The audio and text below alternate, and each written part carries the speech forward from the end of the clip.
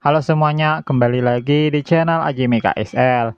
Di video ini aku akan lanjutin spoiler Wodong Qiankun.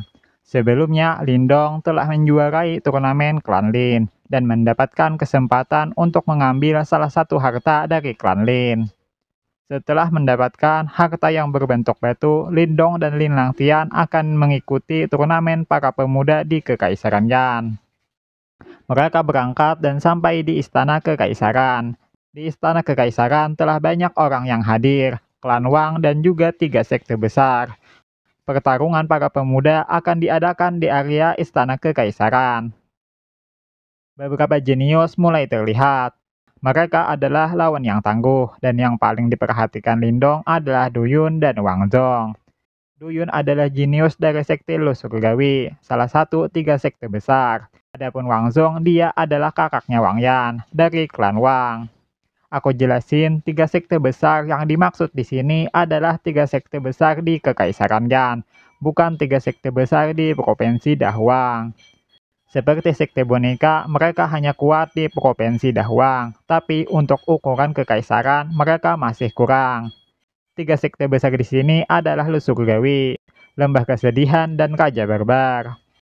Selain 4 klan dan 3 sekte, ada pemuda jenius lagi. Itu adalah pangeran ketiga Kekaisaran Yan, Moling. Di awal pertemuan, Moling menyapa Lindong. Tindakan Moling memang terlihat ramah, tapi yang sebenarnya ia mengukur kekuatan Lindong. Moling mengatakan kepada ayahnya bahwa jika terjadi pertarungan, ia hanya akan memiliki 60% kemungkinan menang dari Lindong. Tak berlangsung lama, kaisar dari Kekaisaran Yan membagikan undian nomor peserta, dan Lindong mendapatkan nomor 9 di sebelah kiri. Turnamen para pemuda ada 3 babak.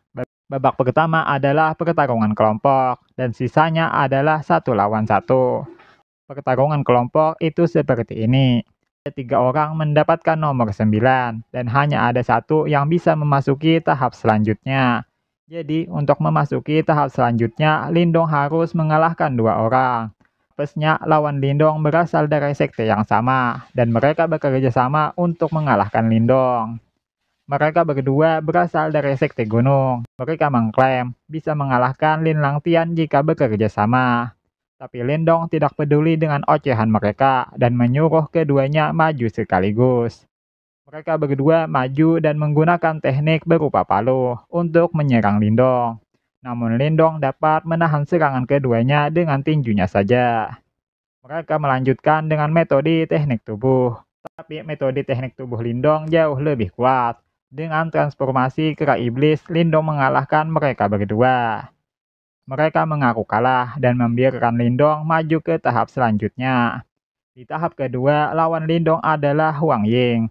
Huang Ying adalah orang yang terobsesi dengan Ling Xingju. Dan ketika mendengar Lindong dekat dengan Xingju, ia jadi cemburu dan ingin menghukum Lindong.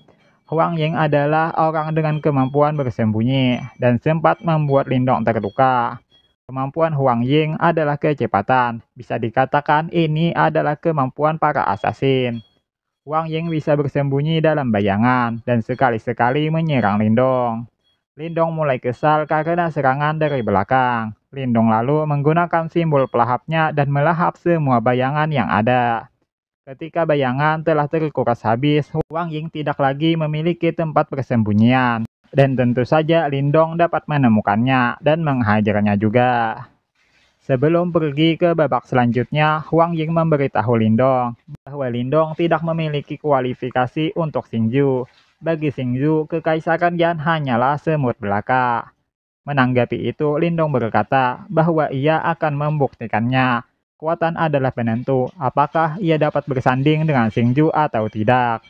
Setelah mengatakan itu, Lindong pun melanjutkan ke babak ketiga. Memasuki ruangan, Lindong langsung melihat lawannya. Dan lawannya tak lain adalah Wang Zhong. Wang Zhong adalah jenius utama klan Wang. Dan karena Lindong telah berkonflik dengan Wang Yan, Wang Zhong pasti akan balas dendam. Kekuatan Wang Zhong diperkirakan akan ada di urutan 3 besar dalam Kekaisaran Yan. Ini akan jadi pertarungan yang mengguncang Kekaisaran. Ini adalah pertemuan pertama keduanya, dan mereka saling mengejek. Tanpa banyak basa-basi, mereka pun mulai bertarung.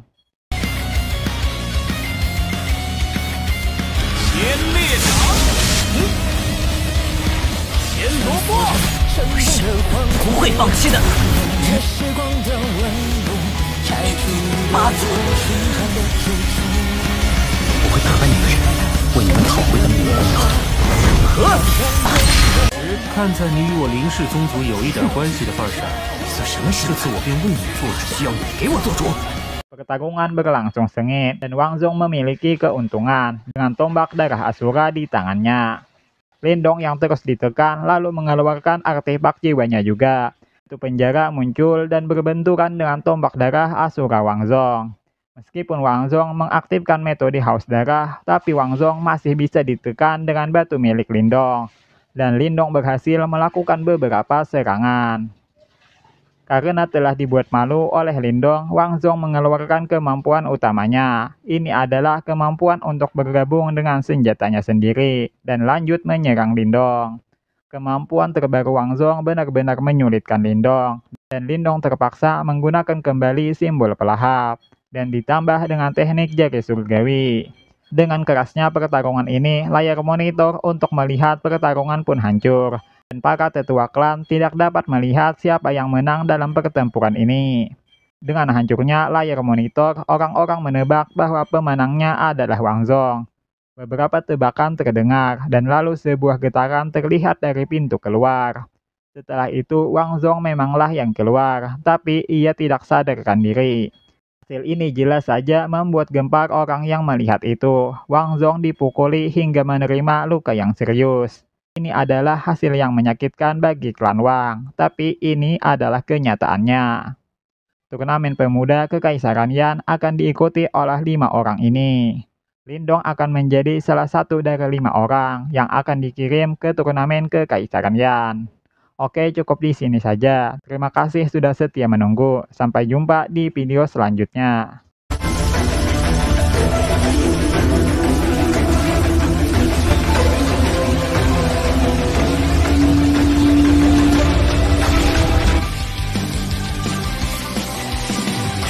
还要再来吗？天灵极法，化交集。